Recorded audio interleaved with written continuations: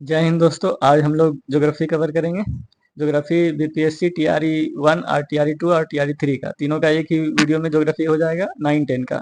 क्योंकि हम लोग 6 to 8 कवर कर चुके हैं पूरा। हिस्ट्री, पॉलिटी, ज्योग्राफी, इकोनॉमिक्स नहीं कवर किए हैं क्योंकि ज़्यादा लोग इकोनॉमिक्स नहीं लेता है। ज़्यादा से ज़्यादा 3 ही सब्जेक्ट ज़्यादा मांग होता है, हिस्ट्री का, पॉलिटी या ज्योग्राफी। इसमें 2 पेपर लेना होता है, जिसमें हिस्ट्री भी ले सकते हैं, हिस्ट्री के साथ एक और अदर ले सकते हैं, पॉलिटी या इकोनॉमिक्स। और फिर दूसरा होता है, दूसरा कॉम्बिनेशन होता है ज्योग्राफी का, कि ज्योग्राफी के साथ और अदर सब्जेक्ट ले सकते हैं, पॉलिटी लीजिए या इकोनॉमिक्स लीजिए। तो हम तीनों कवर कर दिए हैं, पॉलिटी भी, हिस्ट्री भी और ज्योग्राफी भी।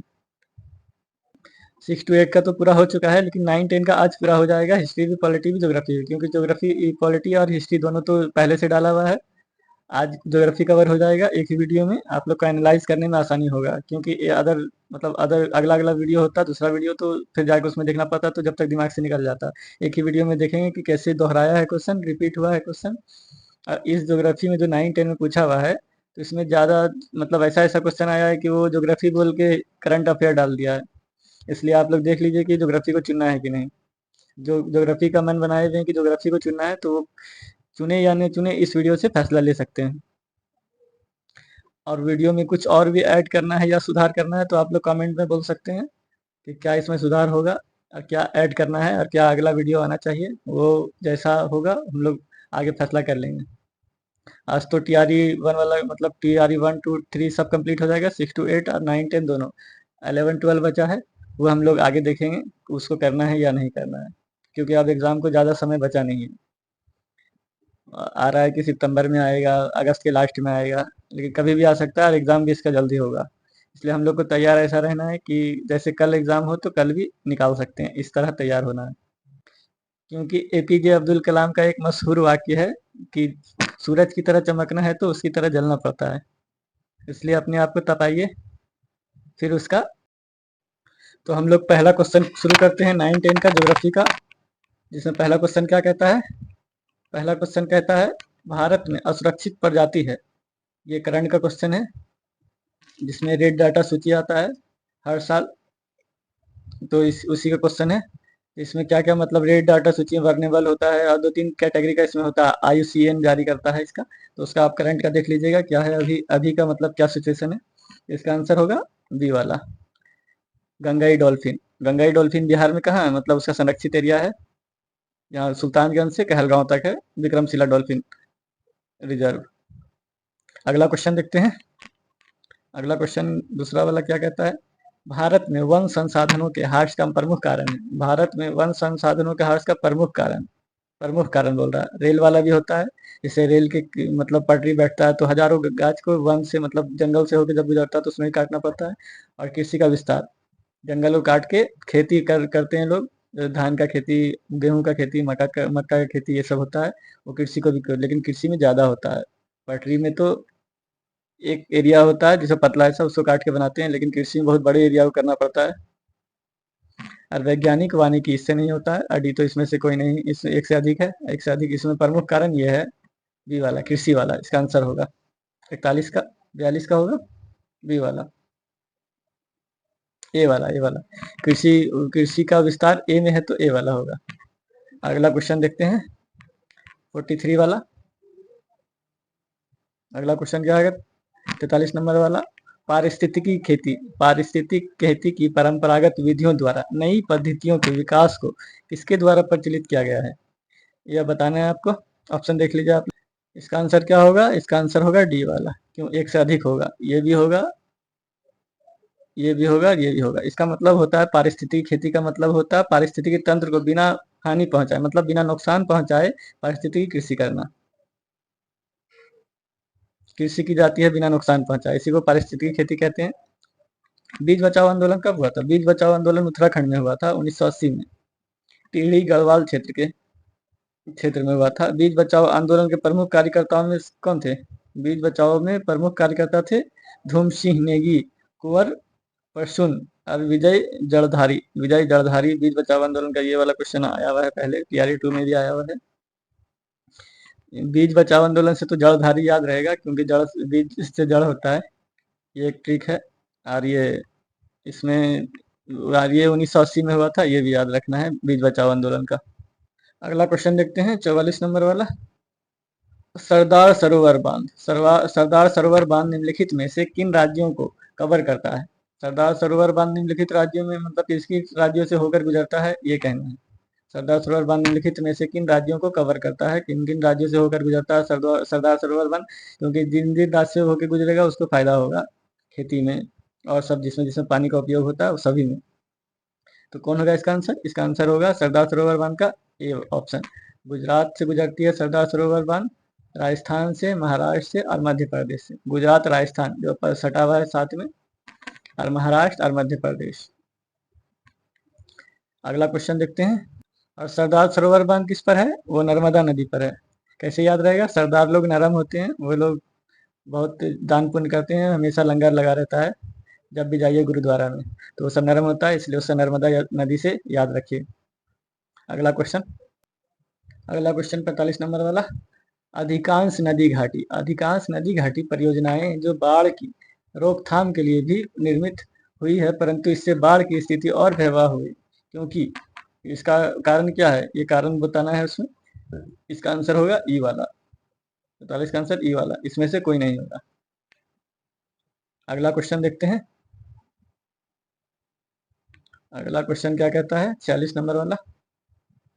उस प्रथम राज्य का नाम बताइए जिसने छत पर वर्षा जल संचय को कानून द्वारा अनिवार्य कर दिया है। इसका आंसर तमिलनाडु होगा। इसका ये टीआरई 1, टीआरई 2, टीआरई 3 सब में ये पूछा हुआ क्वेश्चन है, सिर्फ टीआरई वाले एग्जाम में। अगला क्वेश्चन देखते हैं 47 नंबर वाला। कृषि रिपोर्ट 2017 के मुताबिक भारत विश्व में के उत्पादन का दूसरा बड़ा देश था। कृषि उत्पादन रिपोर्ट 2017 ये रिपोर्ट है। जो रिपोर्ट आता है पर्यावरण का या खेती का, कृषि का, वो सब रिपोर्ट ज्योग्राफी में इम्पोर्टेंट है, इसलिए उसको याद कर लेना है। नया नया रिपोर्ट जो अभी 2024 का आया होगा उसको देख लेना होगा एक बार। इसका आंसर क्या होगा? इसका 2017 की रिपोर्ट का इसमें दूसरा स्थान था चावल में। इसका आंसर क्या होगा? ए वाला। 1 नंबर पे सब चीज में चीन है। जहाँ अगर कहीं पर चीन ऑप्शन में है और उसका याद नहीं है तो उसका, अगर चीन है ऑप्शन में तो चीन मार दीजिएगा, 98% सही होगा। अगला क्वेश्चन देखते हैं। इसका आंसर ये दूसरे नंबर पे कपास भी है और गन्ना भी है, तो इसका आंसर डी होगा, एक से अधिक होगा। चावल तो है ही लेकिन ये सब भी है। अगला क्वेश्चन देखते हैं 2024 वाला जो नया रिपोर्ट है 2024 का, 2023 वाला भी 24 में आ सकता है, तो वो वाला नया नया जो भी रिपोर्ट आया पर्यावरण ज्योग्राफी लेना है तो नया नया रिपोर्ट जो भी है, क्योंकि करंट का बहुत पूछता है ज्योग्राफी में। रिपोर्ट सब नया नया जो आया हुआ है, पर्यावरण का हो या सुरक्षा का हो या वन रिपोर्ट हो, चाहे राज्य का वन रिपोर्ट हो या फिर जो जानवर लोग का होता है सर्वे, कितना टाइगर रिजर्व में, कितना भारत में है, कितना बिहार में है, वो सब याद रख लेना है। अगला क्वेश्चन देखते हैं 48 वाला। किसानों के फायदे के लिए संस्थागत सुधार था। किसानों के फायदे के लिए जो संस्थागत सुधार था वो कौन सा था? 48 का आंसर क्या होगा? आप लोग ऑप्शन देख के पहले आंसर दे दीजिए कीजिए, तब मतलब पता चलेगा कि गलत हो रहा है कि सही हो रहा है। तो इसका आंसर होगा ए वाला, भूमि सुधार। किसानों के फायदे के लिए संस्थागत सुधार था भूमि सुधार। 49 का आंसर क्या होगा? झारखंड का कोडरमा निम्नलिखित में से किस खनिज का प्रमुख उत्पादन है? ये झारखंड का पूछा है, मतलब आसपास के राज्य का, उड़ीसा, झारखंड और पश्चिम बंगाल, छत्तीसगढ़, ये सबका भी देख लेना है क्या क्या नंबर 1 है, और बिहार भी क्या नंबर 1 है, क्या उत्पादन होता है, क्या निर्यात होता है, बिहार में क्या क्या पाया जाता है। जैसे जमुई में सोने का मिला था तो कई साल तक सोने का पूछा गया था बीपीएससी में, तो वो तो इम्पोर्टेंट है ही, लेकिन अभी नया नया क्या होगा वो सब भी देख लेना होगा। इसका आंसर क्या होगा 49 का? इसका आंसर होगा बी वाला, अभ्रक। झारखंड का कोडरमा जिला अभ्रक के लिए जाना जाता है, और ये झारखंड का कौन कौन जिला है जहाँ से उत्पादन होता है वो सबका भी देख लेना। अगला क्वेश्चन देखते हैं हम लोग 15 नंबर वाला क्वेश्चन क्या कहता है? भारत का एकमात्र उद्योग जो आत्मनिर्भर एवं मूल्य श्रृंखला में पूर्ण है वो कौन सा है? कपड़ा है, उद्योग एवं इस्पात उद्योग है, चीनी उद्योग है। भारत कपड़े के लिए शुरू से सिंधु घाटी सभ्यता से कपास यहाँ मिला है, तो कपड़े के लिए फेमस है। ये आत्मनिर्भर है कपड़े में। अगला क्वेश्चन देखते हैं 51 वाला। 51 वाला क्वेश्चन क्या कहता है? खरीफ फसल का उदाहरण कौन सा है? खरीफ फसल का उदाहरण कौन सा है ये बताना है। खरीफ फसल का मटर होता है ठंडी में, खरीफ मतलब जो होता है जून जुलाई से बोया जाता है। इसका आंसर क्या होगा? इसका आंसर आप लोग पहले दे लीजिए।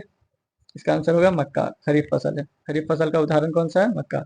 गेहूं भी ठंडी में बोया जाता है।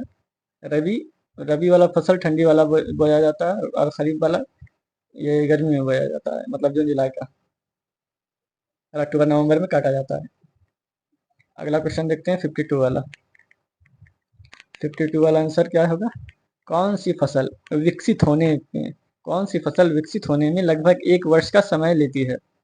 1 वर्ष का समय कौन से जो किसान है उसका आंसर पता होगा। कौन सा होगा इसका आंसर? इसका आंसर होगा ई वाला। इसमें से कोई नहीं। पर्सन नहीं होगा, जौ नहीं होगा, कपास भी नहीं होगा। इसका आंसर होना चाहिए क्या? आप लोग दीजिए, जो किसान है, जो खेती करते हैं, उनको पता होगा।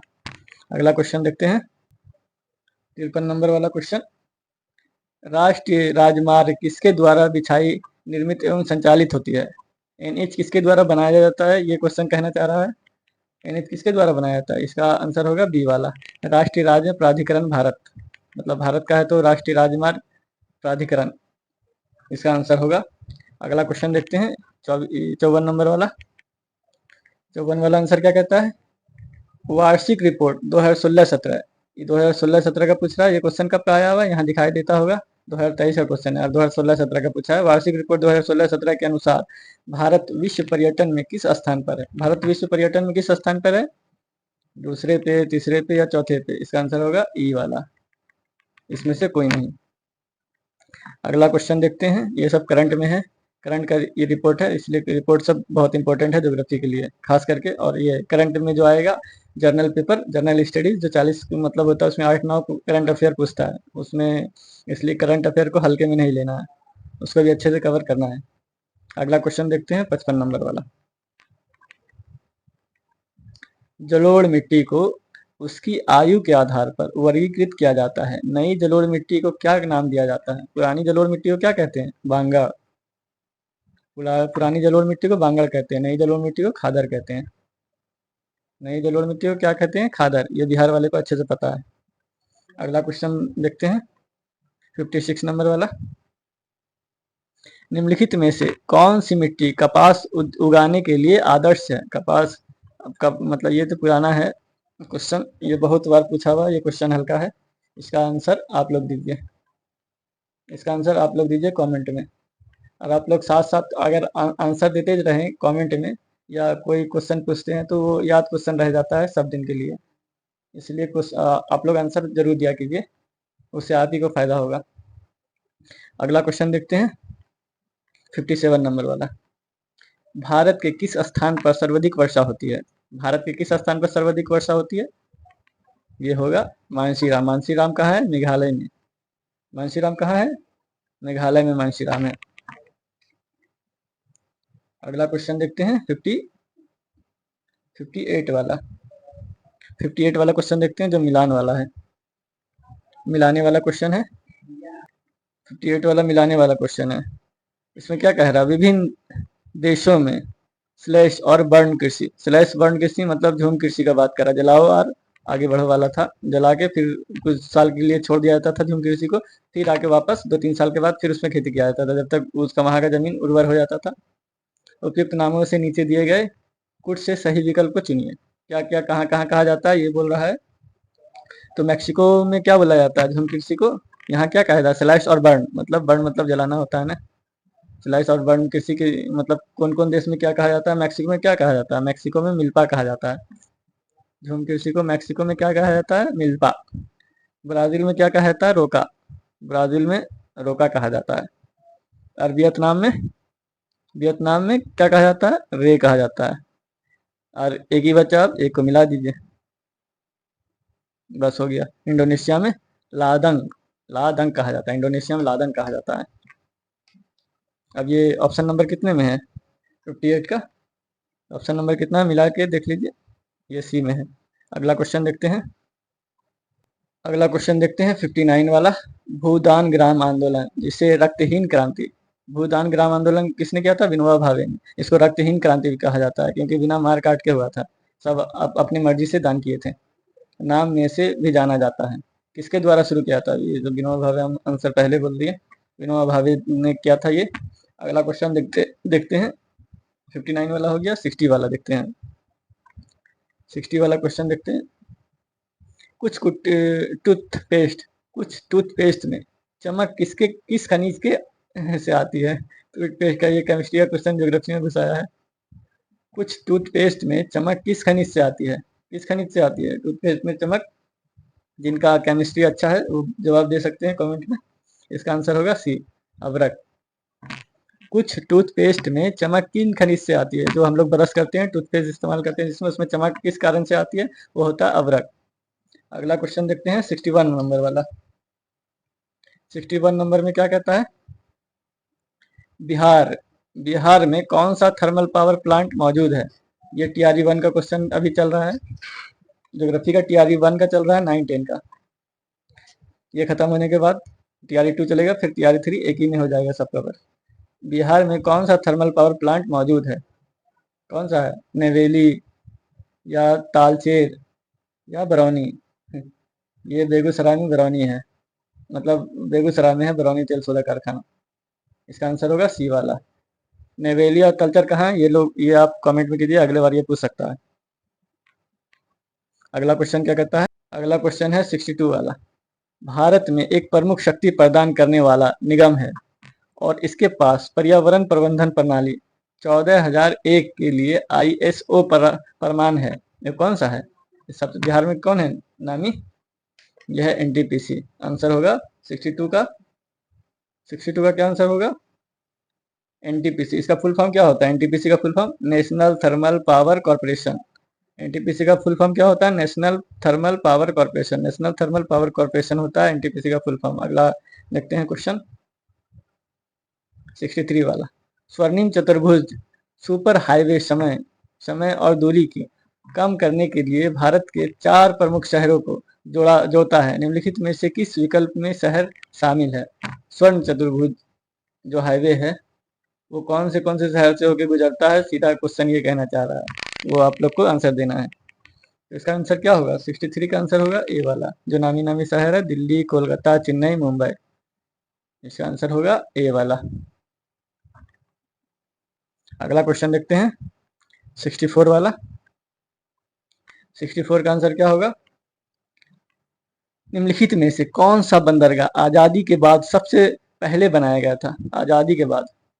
आजादी के बाद सबसे पहले कौन बनाया गया था? यह है इसका क्वेश्चन का मेन पार्ट। आजादी के बाद सबसे पहले, आजादी के बाद सबसे पहले कौन बनाया गया था बंदरगाह? ये 3 बंदरगाह यहाँ दिया हुआ, मैंगलोर, कांडला और मुंबई।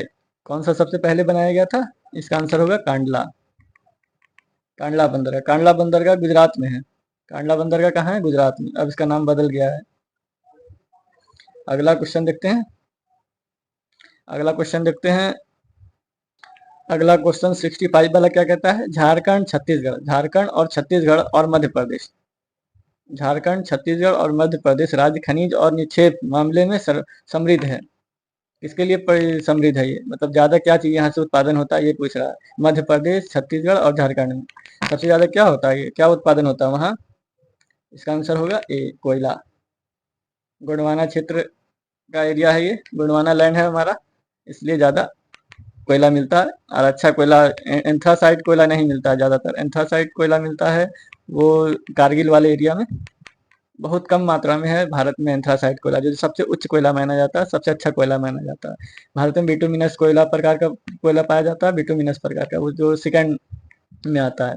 सबसे ज्यादा एंथ्रासाइट कोयला पाया जाता है चीन में, इसलिए हम लोग एंथ्रासाइट कोयले का इंपोर्ट करते हैं, मतलब खरीदते हैं, इतना कोयला रहने के बाद भी, क्योंकि जो ये कोयला है इसमें उष्मा ज्यादा नहीं होता। अगला क्वेश्चन देखते हैं। अगला क्वेश्चन 66 नंबर वाला क्या कहता है? निम्नलिखित में से कौन सा देश विश्व में चावल का सबसे बड़ा उत्पादक है?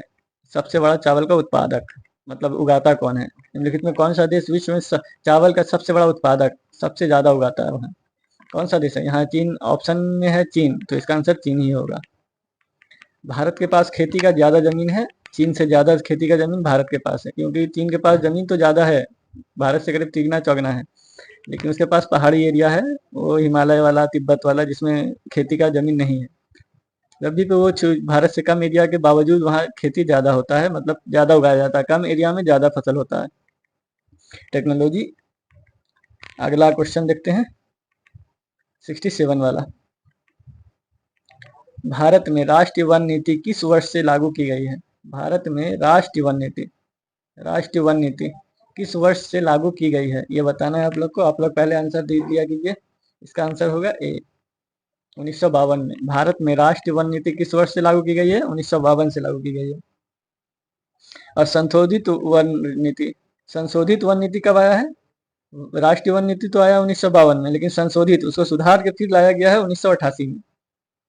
संशोधित राष्ट्रीय वन नीति कब आया? 1988। ये याद रखना है, क्योंकि वन नीति आया है 1952 में, लेकिन संशोधित वन नीति आया है 1988 में। अगर 1952 नहीं ऑप्शन में रहता तो 1988 होता, तो वो होता, नहीं तो इनमें से कोई नहीं होता। अगला क्वेश्चन देखते हैं 68 वाला। 68 वाला क्या कहता है? एल्यूमिनियम किस कच्चे माल से निकाला जाता है? ये भी केमिस्ट्री का क्वेश्चन है, ये सबको पता होगा, ये आसान क्वेश्चन है, ये बॉक्साइड होगा। अगला क्वेश्चन देखते हैं 69 वाला। गोबी मरुस्थल कहाँ स्थित है? गोबी मरुस्थल कहाँ स्थित है? इसका आंसर क्या होगा? गोबी मरुस्थल का आंसर 69 का। ये भी आसान क्वेश्चन है, इसको गलत कीजिएगा, रेस से बाहर हो जाइएगा, क्योंकि जो टफ क्वेश्चन होता है वो सबके लिए टफ होता है। आसान क्वेश्चन सबके लिए आसान होता है, उसमें गलती हुआ मतलब रेस से बाहर। ये चुनाव है, अभी चुनाव में गंगा बह रही है, उससे हाथ धो लिया तो ठीक है, बहती गंगा में। वरना कब आएगा, नहीं आएगा, आएगा तो जरूर, लेकिन कब आएगा, कितने पद पे आएगा, वो कोई नहीं बता सकता, वो गर्भ में है अभी। 69 का आंसर क्या होगा? चीन। गोबी मरुस्थल कहाँ है? चीन में है। ये मंगोलिया और चीन के बॉर्डर के पास है। अगला क्वेश्चन देखते हैं 70 नंबर वाला। सीन नदी किस नगर से होकर बहती है? सीन नदी किस नगर से होकर बहती है? ये वर्ल्ड ज्योग्राफी है नदी का, नदी के टॉपिक का वर्ल्ड ज्योग्राफी है ये। सीन नदी किस नदी से, नगर से होकर बहती है, मतलब किस शहर से होकर बहती है सीन नदी?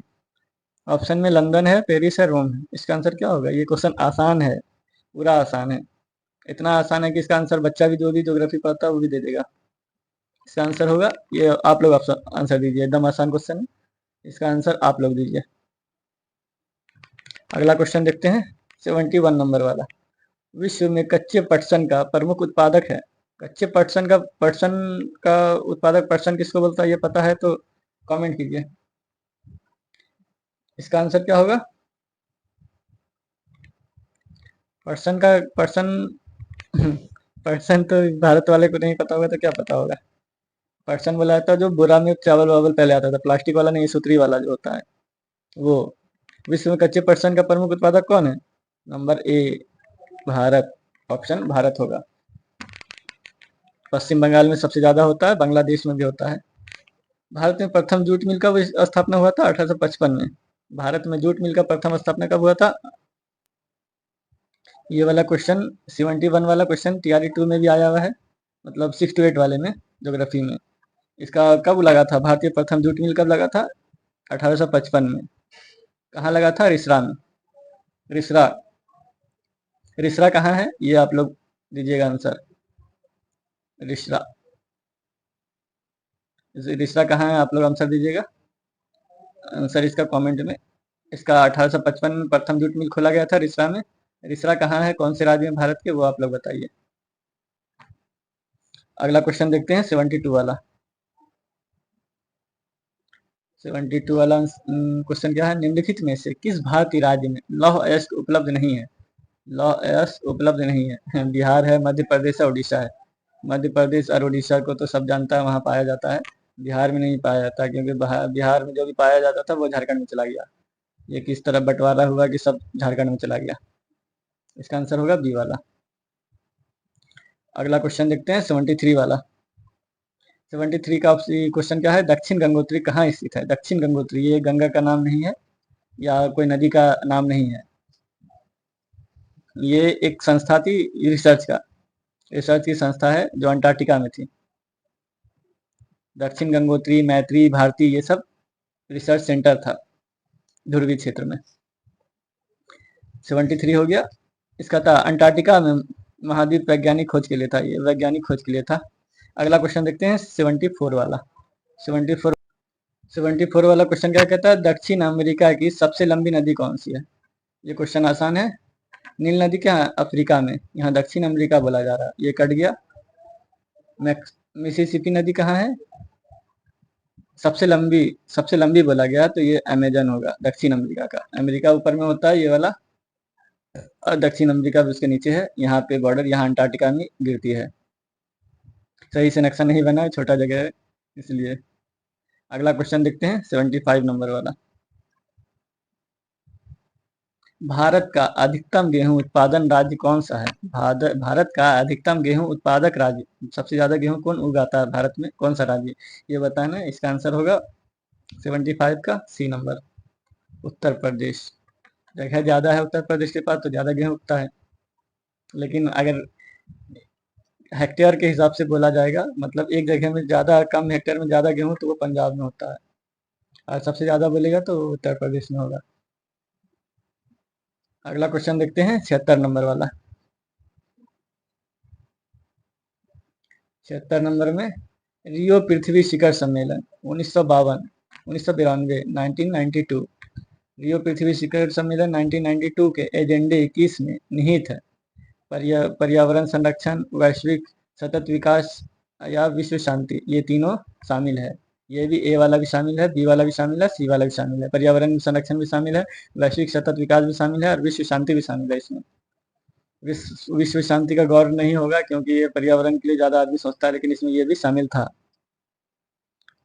तो इसका आंसर क्या होगा, इसका आंसर होगा डी वाला, एक से अधिक। अगला क्वेश्चन देखते हैं 77 वाला। 77 वाला क्वेश्चन क्या है, विश्व का सबसे अधिकतम कोयला उत्पादक देश कौन सा है। विश्व का सबसे अधिकतम कोयला उत्पादक देश कौन सा है, पूरे दुनिया में सबसे ज्यादा कौन कोयला उत्पाद करता है। इसमें ऑप्शन में चीन भी है। चीन ऑप्शन में रहे तो सतर्क हो जाना है, क्योंकि उसका आंसर 98% वही होगा। इसका आंसर भी यहाँ चीन ही है। अगला क्वेश्चन देखते हैं 78 वाला। 78 वाला क्वेश्चन क्या कहता है, भारत में सबसे पुराना तेल का भंडार कहाँ स्थित है। भारत में तेल का भंडार सबसे पुराना कहाँ स्थित है। यहाँ पूछा गया सबसे पुराना, कोई भी नहीं, सबसे पुराना का बताना है। सबसे पुराना का बताना है, सबसे पुराने पे गौर करना है। बम्बई हाई महाराष्ट्र, ये तो नया है। अंकलेश्वर, ये भी नया है। नौगांव गुजरात, ये भी नया है। सबसे पहले हुआ था आसाम में। कहाँ हुआ था, आसाम में सबसे पहले पुराना तेल शोधक कारखाना है। इसका आंसर क्या होगा, ई वाला, इसमें से कोई नहीं। भारत में सर्वप्रथम तेल की खुदाई 1866 ईस्वी के आसपास में आसाम में हुआ था। 1866 में हुआ था, मतलब अंग्रेज लोग ही कराया था आसाम में 1866 में। भारत तो 1947 में आजाद हुआ, 1866 में हो रहा, मतलब अंग्रेज लोग करवाया था। विश्व में सर्वप्रथम तेल खुदाई यूएसए में 1859 में किया गया था। सबसे पहले तेल का खुदाई हुआ था 1859 में यूएसए में, मतलब अमेरिका में। भारत प्रथम तेल शोधक कारखाना डिगबोई में स्थापित किया गया। डिगबोई तेल शोधक कारखाना आसाम। डिगबोई तेल शोधक कारखाना एशिया का सबसे पुराना तेल शोधक कारखाना, मतलब डिगबोई वाला जो है आसाम वाला, वो एशिया का सबसे पुराना तेल शोधक कारखाना है। अगला क्वेश्चन देखते हैं। यहाँ क्या पूछा गया 79 वाले में, विश्व में एल्यूमिनियम का सबसे बड़ा उत्पादक राज्य कौन सा है। सबसे बड़ा उत्पादक कौन सा देश है विश्व में, दुनिया में सबसे ज्यादा एल्यूमिनियम जो उत्पाद करता है वो कौन सा देश है। ए में दिया हुआ फ्रांस, बी भारत, और संयुक्त राज्य अमेरिका। कौन होगा सबसे बड़ा, और ऑप्शन डी भी है और ई भी है, इसमें से कोई भी नहीं। ई वाले को हमेशा याद रखना है, इसमें से कोई भी नहीं हो सकता, और एक से अधिक भी हो सकता है, उसका भी ध्यान में रखना है। तो इसका आंसर क्या होगा, इसका आंसर होगा चीन, जो ऑप्शन में नहीं है। सबसे बड़ा उत्पादक देश कौन है, चीन है। तो इसका इसमें ऑप्शन क्या होगा, ई, इसमें से कोई नहीं, क्योंकि चीन है और चीन ऑप्शन में है नहीं, इसलिए इसका आंसर हो जाएगा इसमें से कोई नहीं। अगला क्वेश्चन देखते हैं। अगला वाला क्वेश्चन क्या कहता है, ग्रेट विक्टोरिया मरुस्थल कहाँ स्थित है। ग्रेट विक्टोरिया मरुस्थल, मरुस्थल मतलब रेगिस्तान, कहाँ स्थित है। ऑस्ट्रेलिया, भारत, मिस्र, तीन ऑप्शन है। इसका आंसर क्या होगा, इसका आंसर होगा ए वाला, ऑस्ट्रेलिया। ग्रेट विक्टोरिया मरुस्थल कहाँ स्थित है, ऑस्ट्रेलिया में। अगला क्वेश्चन देखेंगे हम, टीआरई 2 वाला क्वेश्चन अब हम लोग देखते हैं। टीआरई 2 में जो क्वेश्चन पूछेगा देखिएगा आप लोग कि क्वेश्चन कितना रिपीट होगा, और उसका सिर्फ अंदाज चेंज होगा, बाकी क्वेश्चन सेम होगा। तो हम लोग अगला क्वेश्चन देखते हैं, टीआरई 2 में घुसते हैं। देखते हैं हम लोग टीआरई 2 वाला। ये टीआरई 2 का क्वेश्चन स्टार्ट होता है जो 111 नंबर से स्टार्ट होता है। इसका देखिए पहला क्वेश्चन, अंतर्राष्ट्रीय पृथ्वी सम्मेलन किस वर्ष आयोजित किया गया। देखिए टीआरई 1 में 9-10 में ही पूछा गया था, और ये 9-10 का ही क्वेश्चन टीआरई 2 वाला हुआ है। क्या पूछा गया था कि 1992 में जो शिखर पृथ्वी सम्मेलन हुआ है, तो उसमें क्या क्या शामिल था। और इसमें क्या पूछा गया, अंतर्राष्ट्रीय पृथ्वी सम्मेलन किस वर्ष आयोजित हुआ। मतलब ऑप्शन क्वेश्चन बन गया, क्वेश्चन ऑप्शन बन गया। इसका आंसर क्या होगा, हम लोग टीआरई 1 में देख चुके हैं। इसका आंसर होगा 1992, बी वाला उसका होगा।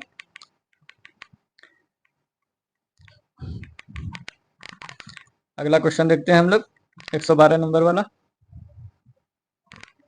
112 नंबर वाला क्वेश्चन क्या कहता है, 112 नंबर वाला, स्मॉल इज ब्यूटीफुल पुस्तक किसने लिखा है। पुस्तक का ही पूछ लिया, स्मॉल इज ब्यूटीफुल पुस्तक किसने लिखा है। इसका आंसर होगा बी वाला, शुमाकर। इसका आंसर क्या होगा, शुमाकर। अगला क्वेश्चन देखते हैं 113 नंबर वाला। 113 नंबर वाला, सीमा सड़क संगठन की स्थापना किस वर्ष हुई थी। सीमा सड़क संगठन की स्थापना BRO, इसको शॉर्ट में क्या कहता है, BRO, सीमा सड़क संगठन। Board road organisation, border road organisation. सीमा सड़क संगठन की स्थापना कब हुई थी। इसका आंसर होगा 1960। BRO की स्थापना कब हुई थी, 1960 में। सीमा सड़क संगठन की स्थापना कब हुई थी, 1960 में। और BRO की स्थापना कब हुई थी, 1960 में। ये दोनों एक ही है। ये इंग्लिश में बॉर्डर रोड ऑर्गेनाइजेशन और वो सीमा सड़क संगठन 1960 में होता है इसका स्थापना। अगला क्वेश्चन देखते हैं 114 नंबर। 114 नंबर वाला क्वेश्चन क्या कहता है, राष्ट्रीय वन्य जीव संरक्षण अधिनियम किस वर्ष लागू किया गया था। किस वर्ष लागू किया गया था, ये डेट पूछ रहा है। राष्ट्रीय वन्य जीव संरक्षण का पूछ रहा है, किस वर्ष लागू किया गया था। इसका आंसर क्या होगा, 1972 में। 1973 में टाइगर प्रोजेक्ट आया था भारत में, और 1952 में वन्य जीव संरक्षण आ गया, तब 1973 में टाइगर प्रोजेक्ट लागू हुआ था। अगला क्वेश्चन देखते हैं हम लोग 115 नंबर वाला। 115 नंबर वाला क्वेश्चन क्या कहता है, छोटा नागपुर क्षेत्र के मुंडा और संथाल किस पेड़ की पूजा करते हैं। मुंडा जनजाति और संथाल जनजाति वो किस पेड़ की पूजा करते हैं, ये बताना है। इसका आंसर क्या होगा, महुआ की पूजा करते हैं। और कदम एक पेड़ होता है, कदम का पेड़, उसकी भी पूजा करते हैं। कदम्ब होता है और महुआ होता है, कदम और महुआ दोनों की पूजा करते हैं। कदम ऑप्शन में नहीं है, इसलिए यहाँ महुआ है, इसलिए इसका आंसर सिर्फ सी होगा, महुआ। अगला क्वेश्चन देखते हैं 116 नंबर वाला। भारत का कितना प्रतिशत क्षेत्र पठार से आच्छादित है। मतलब भारत में कितना प्रतिशत क्षेत्र जो है वो पठार है, ये बताना, मतलब बोलना चाह रहा है। इसका आंसर क्या होगा, इसका आंसर होगा ए वाला, ऑप्शन ए, 27%। 27% भी भारत में पठार है। कितना पठार है, 27% पठार है। और 43% मैदान है। 43% मैदान है, और 10.7% पर्वतीय क्षेत्र है। पठार है 27% और मैदान 43%। 10%, मतलब 10 के लगभग में समझ लिए, 11 से 10.7 है, तो लगभग 11% पहाड़ी क्षेत्र है। अगला क्वेश्चन देखते हैं 117 नंबर वाला। 117 नंबर वाला क्वेश्चन क्या कहता है, भारत का कुल भौगोलिक क्षेत्रफल कितना है। भारत का कुल भौगोलिक क्षेत्र कितना है, ये हम लोग TRE 6 to 8 वाले में देखे थे, अच्छे से इसका विश्लेषण भी करे थे। इसका आंसर होगा बी वाला। क्या होगा इसका आंसर, बी वाला ऑप्शन होगा इसका। इसका आंसर क्या है, 3.28 मिलियन वर्ग। और विश्व का कितना प्रतिशत बिहार, मतलब भारत का जमीन है। विश्व का अगर पूरा जमीन वो जोड़ा जाए तो भारत का कितना जमीन है, तो भारत का कितना जमीन है विश्व का, 2.42 जमीन भारत के पास है विश्व का। जितना हिस्सा पड़ता है उसका परसेंटेज है 2.42 पूरे विश्व में। अगला क्वेश्चन देखते हैं 118 नंबर वाला। 118 नंबर वाला क्या कहता है, 1952 की राष्ट्रीय वन नीति के अनुसार भारत में वन आवरण का वांछित प्रतिशत क्या है? वन आवरण का वांछित प्रतिशत क्या है? इसका आंसर होगा बी वाला 33%। क्या होगा? 33%। लेकिन एक्चुअल में इसका 33 पॉइंट कुछ है, याद नहीं आ रहा अभी। और पहाड़ी एरिया का 60%, पहाड़ी एरिया में 60% होना चाहिए, और मैदानी एरिया में 33%। अगला क्वेश्चन देखते हैं। अगला क्वेश्चन 19 वाला, 19 नंबर वाला देखते हैं। 119 नंबर वाला, किस प्रकार की मिट्टी में कंकड़ पिंडों का संकेंद्रण अधिक होता है? किस प्रकार की मिट्टी में कंकड़ पिंडों का संकेंद्रण अधिक होता है? इसका आंसर होगा बांगर। ये मिट्टी वाला टॉपिक का है, मिट्टी का पूरा कवर कर लेना है टॉपिक, और नदी का, और रेगिस्तान वाला जो था, रेगिस्तान में कौन कौन रेगिस्तान, उसका क्या खासियत है, वो भी देख लेना है। पूरी दुनिया का, भारत का तो देखना ही है, लेकिन पूरी दुनिया का भी देखना है वर्ल्ड ज्योग्राफी में। अगर बोलिएगा तो हम लोग ज्योग्राफी भी कवर कर लेंगे, एनसीईआरटी का एमसीक्यू भी, वन लाइनर भी। अगर विस्तार से पूरा बुक, ओरिजिनल बुक जो होता है एनसीईआरटी की ज्योग्राफी की, वो पढ़ना है तो वो भी हम लोग कवर कर सकते हैं, लेकिन उसमें टाइम लगेगा। वन लाइनर से जल्दी हो जाएगा, लेकिन एक समझ जो कहानी होता है वो वन लाइनर से और ऑब्जेक्टिव से नहीं बनता है। अगला क्वेश्चन देखते हैं 120 वाला। 120 वाला ऑप्शन क्या कहता है? यदि ऊपरी मिट्टी बह जाती है तो उसे क्या कहा जाता है? ऊपरी मिट्टी अगर बह जाती है तो उसे क्या कहा जाता है? 120 का आंसर क्या होगा? सीट कटाव। इसका आंसर होगा सीट कटाव। ऊपरी मिट्टी बह जाती है तो उसे क्या कहते हैं? सीट कटाव। इसको अपर्दन बोला जाता है, लेकिन इसका खास वर्ड सीट कटाव है। अगला क्वेश्चन देखते हैं 121 नंबर वाला। 121 नंबर वाला क्वेश्चन क्या कहता है? 121 नंबर वाला, लेप्चा लेप्चा लोकगीत देश के किस भाग से संबंधित है? लेप्चा एक लोकगीत है जो देश के किस भाग से संबंधित है? भारत के। ये कहाँ का है? इसका आंसर होगा सी वाला, उत्तरी दार्जिलिंग। लेप्चा लोकगीत कहाँ का है? उत्तरी दार्जिलिंग का। और भी लोकगीत होता है जो समाज से जुटा हुआ है, ये सामाजिक ज्योग्राफी है। इसको पॉपुलेशन ज्योग्राफी जो होता है वही, इसको सबको देख लेना है। लोकगीत मतलब कहाँ कहाँ क्या कल्चर है भारत का, जो स्पेशल सब है वो सब देखना होगा। अगला क्वेश्चन देखते हैं 122 नंबर वाला। बांधवगढ़ राष्ट्रीय उद्यान किस राज्य में है? बांधवगढ़ राष्ट्रीय उद्यान, ये आसान क्वेश्चन है, इसका सीधा बी वाला, मध्य प्रदेश। अगला देखते हैं 123 नंबर वाला। 123 नंबर वाला क्वेश्चन क्या कह रहा है? भारत के किस राज्य में सबसे अधिक वन क्षेत्र है?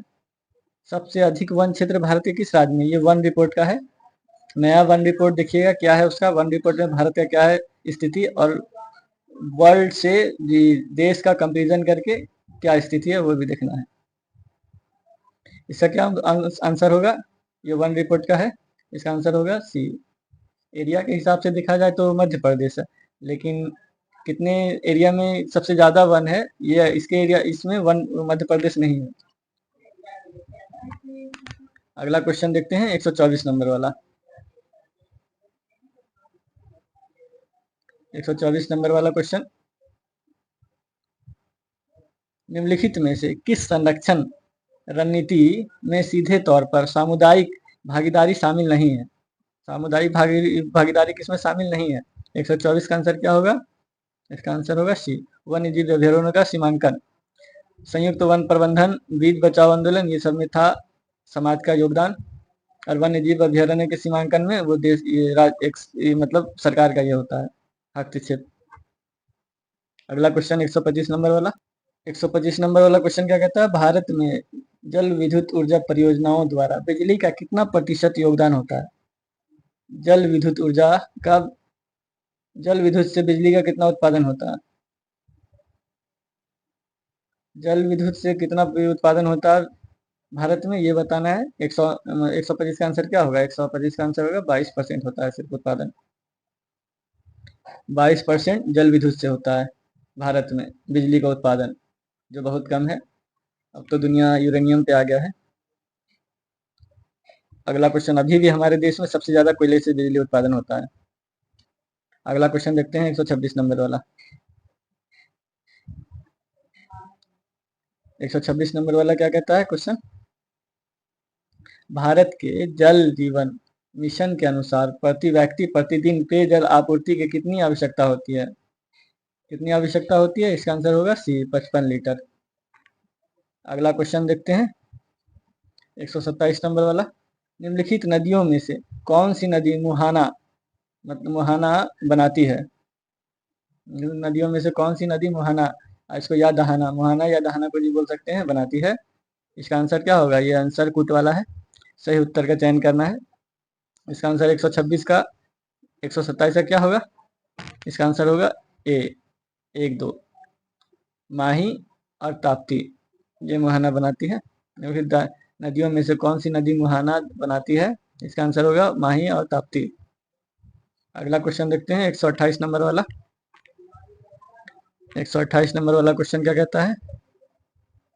सरदार सरोवर बांध किस नदी पर बनाया गया? देखिए हम लोग ये क्वेश्चन टीआरई 1 में 9-10 में ही आया हुआ है, याद आ रहा होगा आप लोग को। सरदार सरोवर बांध का हम लोग थोड़ा सा डिस्कस भी किए थे। उसमें नदी किस नदी पर बनाया हुआ ये नहीं पूछा था, उसमें सरदार सरोवर बांध से किस किस मतलब भारत के राज्य को फायदा हो रहा है, किस किस राज्य से गुजर रहा है, ये पूछा था। और हम लोग डिस्कस किए थे कि वो नर्मदा नदी पर है सरदार सरोवर बांध। इसका टिक भी हम लोग याद किए थे कि नर्मदा मतलब नरम है, और सरदार जी नरम रहते हैं, इसलिए नर्मदा नदी उससे याद कर लेना है, सिर्फ याद करने के लिए। अगला क्वेश्चन देखते हैं 129 नंबर वाला। भारत के किस राज्य में वर्षा जल को पलार पानी कहा जाता है? पलार पानी या पालर पानी कहा जाता है? किस राज्य में? किस राज्य में वर्षा को पलार पानी कहा जाता है? ये सब वहाँ का भाषा भी जानना पड़ेगा। इसका आंसर क्या होगा? राजस्थान में वर्षा जल को पलार पानी कहा जाता है। क्या कहा जाता है? पलार पानी। अगला क्वेश्चन देखते हैं 130 नंबर वाला। भारत के किस राज्य ने भरी सभी घरों में छत पर वर्षा जल, देखिए ये वाला बोले थे क्वेश्चन बार बार पूछा हुआ है, ये 6 to 8 में भी बार बार पूछा हुआ है, और इसमें भी पूछ लिया। अभी टीआरई 2 में 9-10 में भी पूछा था, फिर रिपीट हुआ क्वेश्चन। अभी तक 4 क्वेश्चन रिपीट हो चुका है। 130 का आंसर क्या होगा? ये वाला, तमिलनाडु। 50% इजाफा हो गया था भूमिगत जल स्तर में, ये कानून लागू होने के बाद 10 साल में। अगला क्वेश्चन देखते हैं 131 नंबर वाला। किस देश में झूम खेती कृषि की मिल्पा के नाम से जाना जाता है? मिल्का हम लोग देखे थे उसमें, ये भी क्वेश्चन आया हुआ है टीआरई 2 में 9-10 में ही, और 6 to 8 में भी आया हुआ है। इसलिए आप लोग ये नहीं खाली सोचिएगा कि खाली टीआरई 9-10 वाला दे रहे हैं तो 9-10 का ही देखेंगे, नहीं, टीआरई मतलब 6 to 8 वाला भी देखना है, तब वो 9-10 में भी आता है, रिपीट होता है, और बहुत सारे रिपीट होता है, 1-2 नहीं, करीब 10-15 रिपीट हुआ है अभी तक में। एक में नहीं, एक में तो करीब टीआरई 3 में मतलब इसमें तो हिस्ट्री में 10 क्वेश्चन रिपीट हुआ था। अंदाज दूसरा था, और कितना तो वैसे ही उठा के सिर्फ रख दिया था। इसका आंसर क्या होगा? इसका आंसर होगा बी वाला, मैक्सिको में। मिल्पा कहाँ कहा जाता है झूम खेती को? मैक्सिको में कहा जाता है। झूम खेती को कहाँ कहाँ क्या कहा जाता है ये याद रखना जरूरी है, अगली बार दूसरे देश का पूछ सकता है। रोका हम लोग देखे थे, ब्राजील में कहा जाता है। मसाले कहाँ जाता है? कांगो एवं मध्य अफ्रीका में कहा जाता है। लदान कहा जाता है? इंडोनेशिया और मलेशिया में लदान कहा जाता है। झूम कृषि को इंडोनेशिया मलेशिया में लदान कहा जाता है। अगला क्वेश्चन देखते हैं 132 नंबर वाला। रक्तहीन क्रांति के आंदोलन की शुरुआत किसने की थी? देखिए ये टीआरई 2 में 9-10 में ही पूछा है, ये लगा के हो गया 5 क्वेश्चन रिपीट हो चुका है। क्या होगा ऑप्शन इसका? रक्तहीन क्रांति। ये लोग टीआरई 2 का हम लोग 9-10 का देखें, इससे जस्ट पहले टीआरई 1 में 9-10 का ज्योग्राफी का क्वेश्चन उसी का ये रिपीट हुआ। इसका आप लोग आंसर दीजिए कमेंट में, कमेंट सेक्शन का भी उपयोग कीजिए, और एक बार आंसर देने के बाद याद हो जाता है, क्योंकि लिखना और साथ में बोलना दोनों अगर होता है तो ज़्यादा परसेंट होता है याद रहने का। अगला क्वेश्चन देखते हैं 133 नंबर वाला। गन्ना उत्पादन में भारत विश्व में किस स्थान पर है? गन्ना उत्पादन में किस स्थान पे है भारत? इसका आंसर होगा तीसरे स्थान पे, बी वाला। गन्ना उत्पादन में भारत विश्व में किस स्थान पे है? तीसरे स्थान पे है। अगला क्वेश्चन देखते हैं 134। इसका क्या होगा आंसर? इसका बी होगा आंसर। इसका आंसर सी होगा, दूसरा। गन्ना उत्पादन में भारत का क्या स्थान है? दूसरा स्थान है। ए वाला, बी वाला नहीं होगा, तीसरा नहीं, दूसरा होगा। अगला क्वेश्चन देखते हैं 134 नंबर वाला। वर्ष 2019-20 में भारत के किस राज्य में मूंगफली का सबसे अधिक उत्पादन हुआ? 19-20 में पूछ रहा है। कहाँ उत्पादन हुआ सबसे ज्यादा? गुजरात में। मूंगफली, कपास, ये सब किस मिट्टी का उत्पादक है? मतलब किस मिट्टी में ज्यादा उत्पादन होता है इसका? काली मिट्टी में। काली मिट्टी लावा मिट्टी को कहते हैं, जो ज्वालामुखी से उत्पन्न होता है। तो वो कहाँ कहाँ है? दक्कन एरिया में है। दक्कन एरिया में गुजरात, मध्य प्रदेश, महाराष्ट्र, ये सब आता है। तो सबसे ज्यादा है गुजरात में। तो इसका आंसर होगा बी वाला, सी वाला, गुजरात। मूंगफली का सबसे ज्यादा उत्पादन हुआ गुजरात में। अगला क्वेश्चन 135 नंबर वाला देखते हैं। 135 नंबर वाला क्वेश्चन क्या कहता है?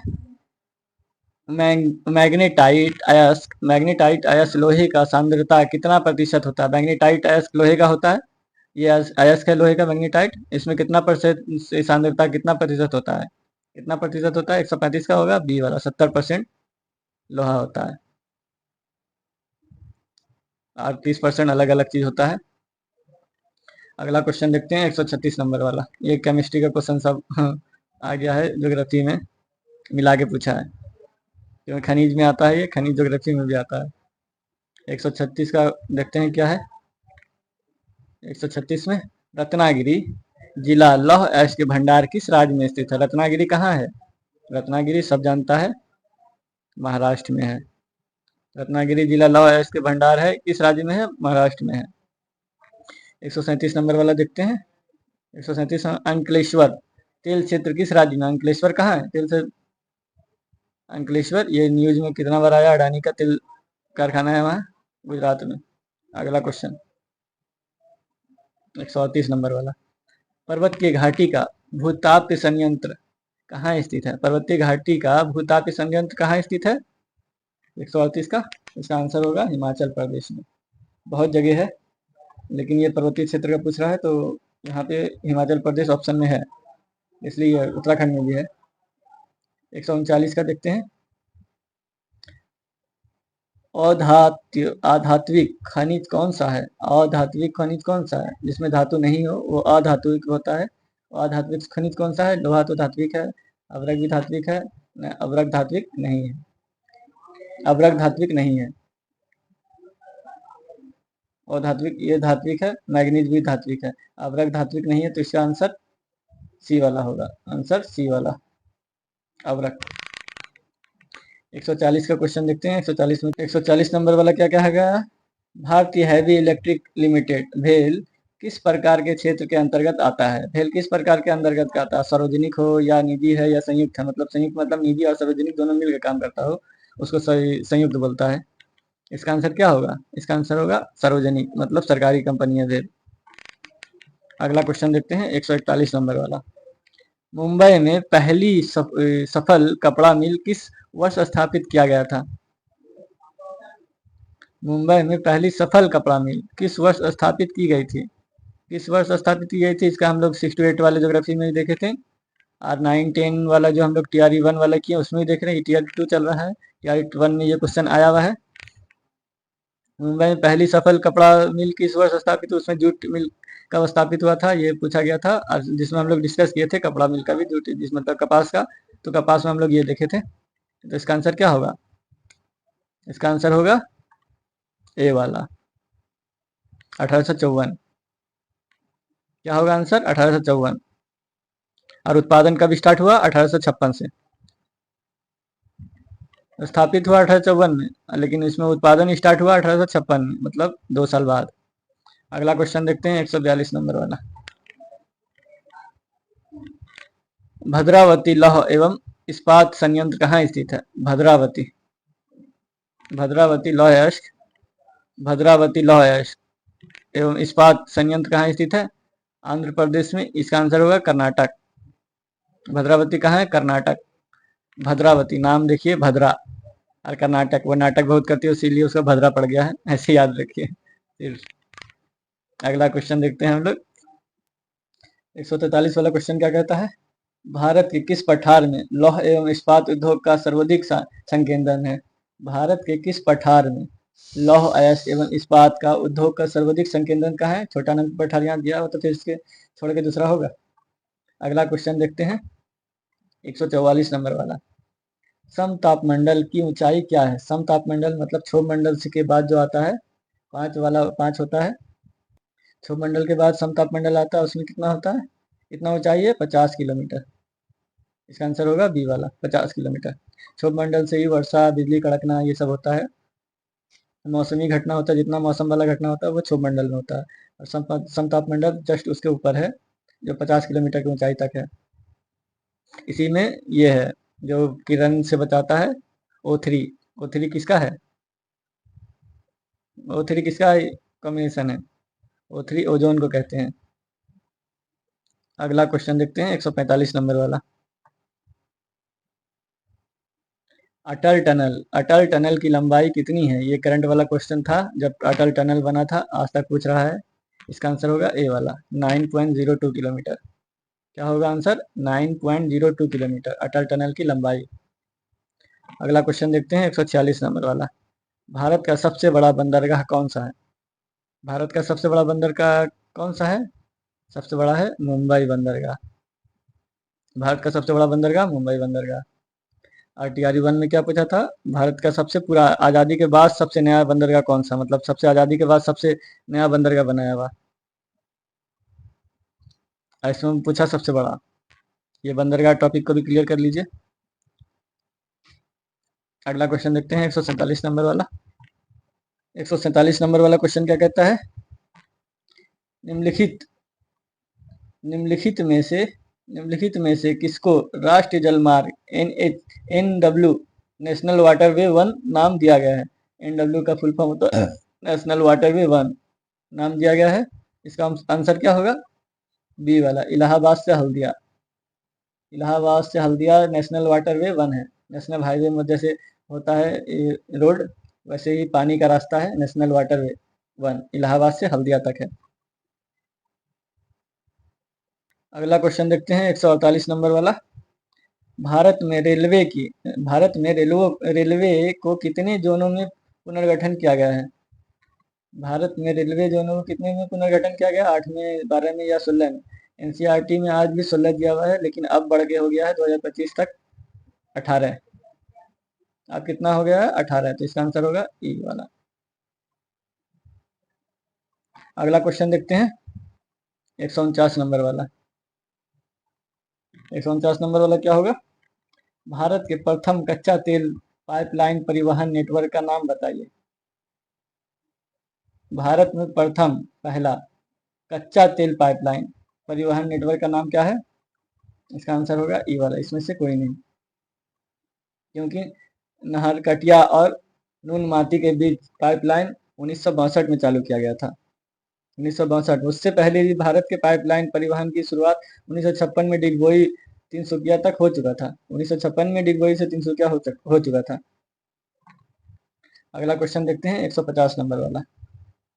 1855 में भारत में पहली जूट मिल किस स्थान पर स्थापित की गई थी? 1855 में जूट मिल किस स्थान पर स्थापित की? ये 9-10 का ही टीआरई 1 का क्वेश्चन है। हम लोग ये अभी टीआरई 2 कर रहे हैं। टीआरई 1 में हम लोग ये वाला क्वेश्चन का डिस्कस किए थे। कहाँ हुआ था? हुबली या सासाराम या ये वाला रिसरा? याद आया कुछ? इसका आंसर होगा रिसरा। कितना अभी तक 7 क्वेश्चन रिपीट हो चुका है लगभग। आप लोग गिनती कीजिए कौन कौन सा रिपीट हो रहा है। अगला क्वेश्चन देखते हैं 151 नंबर वाला। टीआरई 2 का ज्योग्राफी का क्वेश्चन 150 वाला जो क्वेश्चन था, ये वाला, ये लास्ट था टीआरई 2 का ज्योग्राफी का। अब हम लोग टीआरई 3 का ज्योग्राफी का स्टार्ट करेंगे। ये टीआरई 2 का ज्योग्राफी भी खत्म हो गया। अब टीआरई 2 हम लोग टीआरई 3 का ज्योग्राफी 9 to 10 का स्टार्ट करते हैं। अब हम लोग 9 to 10 का ज्योग्राफी का क्वेश्चन टीआरई 3 का स्टार्ट करते हैं। देखते हैं क्या कहता है क्वेश्चन पहला वाला। स्थान स्थानों और वहां स्थित उद्योगों के बीच निम्नलिखित में से युग्मों में से कौन सा युग्म सही है? ये कौन सा युग्म सही है ये बताना। इसका आंसर क्या होगा? डी वाला आंसर होगा। 71 का क्या होगा? डी वाला। उपयुक्त में से एक से अधिक। हम लोग अगला क्वेश्चन देखते हैं 72 नंबर वाला। अटल सुरंग। अटल सुरंग कितनी लंबी है? देखिए टीआरई 2 में 9 to 10 वाले ज्योग्राफी में टीआरई 2 का जो हम लोग अभी जस्ट पीछे देखें उसमें ये वाला अटल सुरंग कितनी लंबी है ये पूछा हुआ है। ये सेम टू सेम दोहरा दिया, इसका जरा सी भी चेंज नहीं हुआ है। कितना लंबा है? 9.02 किलोमीटर। सेम टू सेम वैसे ही क्वेश्चन रख दिया उठा के, सिर्फ सिर्फ ऑप्शन में चेंज है। ऑप्शन में भी चेंज नहीं है। 8 किलोमीटर भी उसमें भी था, 10 किलोमीटर भी था। अगला क्वेश्चन देखते हैं 73 वाला। 73 नंबर क्वेश्चन देखते हैं। निम्नलिखित में से सतत विकास की विशेषता कौन सी है? सतत विकास की विशेषता कौन सी है? सतत विकास मतलब होता क्या है? मतलब हम इस तरह, मतलब जो पृथ्वी द्वारा हमें दिया हुआ है, जैसे कच्चा तेल हुआ, पेड़ पौधा हुआ, ये सब दिया हुआ है, तो हम लोग इस तरह यूज करें कि अगले जो जनरेशन आने वाला है उसको भी उसका फायदा मिल सके। इससे यही जनरेशन में सब खत्म कर देना वैसा नहीं, उसी को सतत विकास कहते हैं। इसका आंसर क्या होगा? सी वाला। आर्थिक विकास तथा पर्यावरण गुणवत्ता के बीच संतुलन। मतलब आर्थिक विकास, इतना मतलब आर्थिक के लिए पागल नहीं हो जाना है, मतलब लालच में कि सब पेड़ पौधा खत्म करके उसका फर्नीचर बना देना है, वही हिसाब है इसका। अगला क्वेश्चन देखते हैं 74 नंबर वाला। भारत का सर्वाधिक अंतर्राष्ट्रीय व्यापार। भारत का सर्वाधिक अंतर्राष्ट्रीय व्यापार वर्ष 2023 किस देश के साथ हुआ? किस देश के साथ हुआ था 2023 का सबसे ज्यादा अंतर्राष्ट्रीय व्यापार? किस देश के साथ हुआ था? चीन। सबसे ज्यादा नफरत भी इसी से किया जाता है और सबसे व्यापार भी सबसे ज्यादा इसी से किया जाता है। सिर्फ वोट के लिए जब इलेक्शन आता है तो ये वोट का खाली मुद्दा होता है, और करना धरना वही होता है जो करना रहता है। अगला क्वेश्चन देखते हैं 75 नंबर वाला। कोयला क्षेत्र और उनकी स्थिति वाले राज्य के निम्नलिखित युगों में से कौन सा सही है? कोयला क्षेत्र और उनकी स्थिति, कोयला क्षेत्र का स्थिति वाले राज्य के निम्नलिखित युगों में से कौन सा सही है? कौन सा सही है ये बताना। इसमें 75 का क्या होगा? इसका आंसर होगा ए, तलचर उड़ीसा। ये सही है और ये सब गलत है, क्योंकि छत्तीसगढ़, कोरबा, विश्वमपुर, चिरमिरी ये सब है छत्तीसगढ़ में। मध्य प्रदेश में सिंगरौली। सिंगरौली छत्तीसगढ़ में नहीं है, ये गलत है। सिंगरौली मध्य प्रदेश में है। सिंगरौली कहाँ है? मध्य प्रदेश में। मध्य प्रदेश में कौन कौन सा कोयला क्षेत्र है? सिंगरौली है, सोहागपुर है और उमरिया है। और पश्चिम बंगाल में क्या क्या है? पश्चिम बंगाल में रानीगंज है। अगला क्वेश्चन देखते हैं 76 नंबर वाला। 76 नंबर वाला क्या कहता है क्वेश्चन? सुंदरी वृक्ष निम्नलिखित में से कहाँ पाया जाता है? सुंदरी वृक्ष कहाँ पाया जाता है ये बताना है। सुंदरबन डेल्टा ये तो पाया ही जाता है, इसका आंसर इसी होगा। लेकिन खांसी की पहाड़ी यहाँ नहीं पाया जाता, निकोबार द्वीप समूह में यहाँ पाया जाता है। इसका आंसर होना चाहिए डी। लेकिन यहाँ वृक्ष में निम्नलिखित में कहाँ पाया जाता है? निकोबार में ही द्वीप में ही पाया जाता है, इसका आंसर होगा डी। बुक में दिया हुआ है सी आंसर इसका, लेकिन ये गलत है। निकोबार में ही पाया जाता है, गुजरात में ही पाया जाता है, सबसे ज्यादा पाया जाता है सुंदरबन में। इसीलिए उसका सुंदरबन डेल्टा नाम ही रख दिया गया है। लेकिन वहां भी पाया जाता है, गुजरात में भी और निकोबार द्वीप में भी। अगला क्वेश्चन देखते हैं 77 नंबर वाला। राज्य और केंद्र शासित प्रदेश के उनकी साक्षरता दरों के घटते क्रम में 2011 का जनगणना को पूरी अच्छी तरह से एकदम रट लेना है समझ के, क्योंकि कहाँ कहाँ से पूछ रहा है। केंद्र शासित प्रदेश की उनकी साक्षरता दरों के घटते क्रम में 2011 की जनगणना के अनुसार निम्नलिखित में से कौन सा क्रम सही है? कौन सा क्रम सही है ये बताना। इसका ए वाला सही है 77 नंबर का। केरल, लक्षद्वीप, मिजोरम, गोवा। सबसे ज्यादा केरल में है, फिर उसके बाद लक्षद्वीप में, फिर मिजोरम में, फिर गोवा में। अगला क्वेश्चन देखते हैं 78 नंबर वाला क्वेश्चन क्या कहता है? भारत में शीशे का अग्रणी उत्पादन कौन है? शीशे का अग्रणी उत्पादन राज्य कौन सा है भारत में शीशे का अग्रणी उत्पादक राज्य कौन सा है? 78 का आंसर क्या होगा? राजस्थान। सिलिका ज्यादा जहाँ बालू होगा वहां होगा और उसी से निकलता है शीशा। अगला क्वेश्चन देखते हैं 79 नंबर वाला। 79 नंबर में क्या कहता है? पाल घाट। पाल घाट दर्रा निम्नलिखित में से किसको जोड़ता है? पाल घाट दर्रा निम्नलिखित में से किसको जोड़ता है? बी। इसका आंसर ऑप्शन क्या होगा? बी वाला ऑप्शन होगा आंसर, केरल तथा तमिलनाडु। ये दर्रा को भी देख लेना है। खाल घाट, भोर घाट, पाल घाट, सेन घाट, ये सब दर्रा है, और भी दर्रा सब बहुत सारा है। वो सब दर्रा सब पे भी देख लेना है कहाँ से कौन सी। अभी चीन से दोस्ती स्टार्ट हो रहा है, तो चीन से जो व्यापार होता है कौन से दर्रे से होता है, ये भी देख लेना है। अगला क्वेश्चन है 80 नंबर वाला। भारत में सबसे लंबा राष्ट्रीय राजमार्ग कौन सा है? नेशनल हाईवे सबसे लंबा कौन सा है? इसका आंसर होगा ए, NH 44। सबसे लंबा राष्ट्रीय राजमार्ग कौन सा है? 44 है। अगला क्वेश्चन देखना है 81 नंबर वाला। 81 नंबर वाला क्या क्वेश्चन कहता है? पृथ्वी के स्थलीय भाग, पृथ्वी के स्थलीय भाग के कितने प्रतिशत भाग पर भारत का विस्तार है? ये हम लोग देखे थे, कितना था? 2.42। ये वाला होगा 2.42 होगा पूरा। ये हम लोग देखे थे TRE 2 वाले में। यह TRE 3 का क्वेश्चन है ज्योग्राफी का।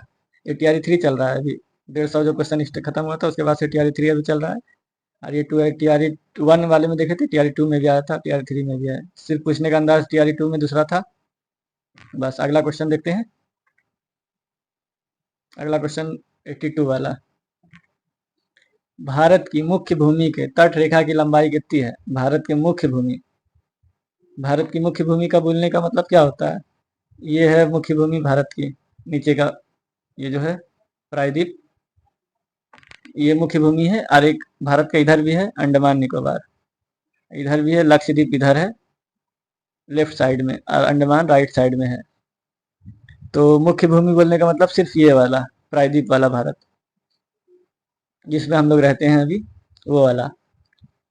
और इसलिए सिर्फ इसका बताना है तटीय भाग का, मुख्य भूमि का। मुख्य भूमि का कितना है? मुख्य भूमि का 6100 किलोमीटर है तट रेखा की लंबाई। यहाँ से यहाँ तक तट रेखा की लंबाई कितनी है? 6100 किलोमीटर। अगर मुख्य भूमि और द्वीप सहित बोला जाए तो 7516.16 होता है इसका आंसर। कितना होता है? 7000, इसके तटीय भाग की लंबाई 7516.16।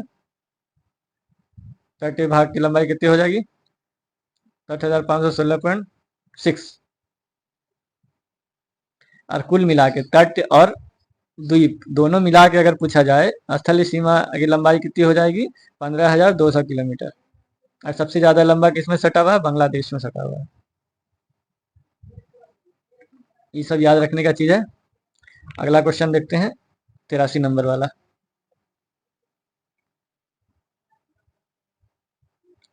इंदिरा पॉइंट की विशेषता क्या है? इंदिरा पॉइंट की विशेषता क्या है?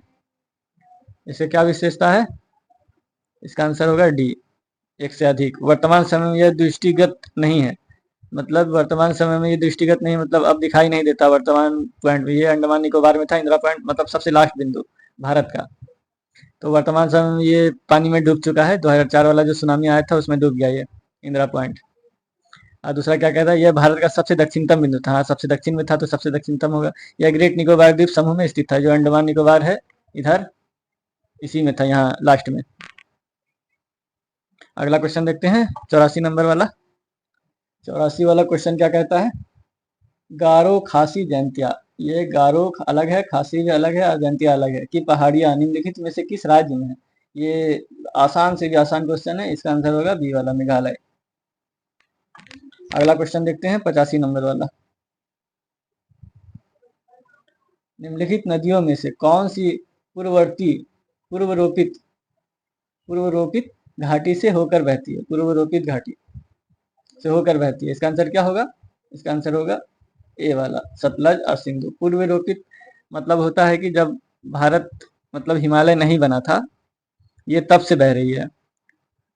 हिमालय तो जब जो गोंडवाना लैंड जाके टकराया, मतलब इसके अफ्रीका से गोंडवाना लैंड कट के अलग होके जाके टकराया, मतलब ऊपर वाले हिस्से में, जो ऊपर अंगारा लैंड था वो वाले हिस्से में टकराया, तो वो बीच में हिमालय बना है टक्कर से। इसलिए 3 बार टक्कर हुआ, इसलिए 3 परत होता है। हिमालय का 3 भाग है, एक हिमाद्री होता है, फिर बीच में होता है, फिर एक शिवालिक है जो सबसे लास्ट वाला है, वो लहर की तरह होता है, लहर जैसे पानी में लहर देखते एक के बाद एक दूसरा आता, वैसे ही लहर के साथ हुआ था, उसी में जाके टकराया था, तो तब हिमालय बना। लेकिन उससे पहले से ये नदी बह रही है, सतलज और सिंधु। सतलज सिंधु ये सब पहले की नदी है। अगला क्वेश्चन देखते हैं 86 नंबर वाला। राष्ट्रीय पर्यावरण अभियांत्रिकी शोध संस्थान नीरी, इसका शॉर्ट नाम क्या है, नीरी है ना। राष्ट्रीय पर्यावरण अभियांत्रिकी शोध संस्थान नीरी नागपुर के अनुसार, भारत, ये नागपुर में है, भारत में उपलब्ध कितना जल प्रदूषित है, कितना जल प्रदूषित है उसके हिसाब से इसका आंसर होगा बी वाला, 70% जल प्रदूषित है। भारत का कितना प्रतिशत जल प्रदूषित है, 70%, मतलब 30% सिर्फ स्वच्छ है, तो वो भी हिमालय से आता होगा, वही वाला होगा। अगला क्वेश्चन देखते हैं 87 नंबर वाला। 87 नंबर वाला, 87 नंबर वाला क्वेश्चन क्या कहता है, निम्नलिखित नदियों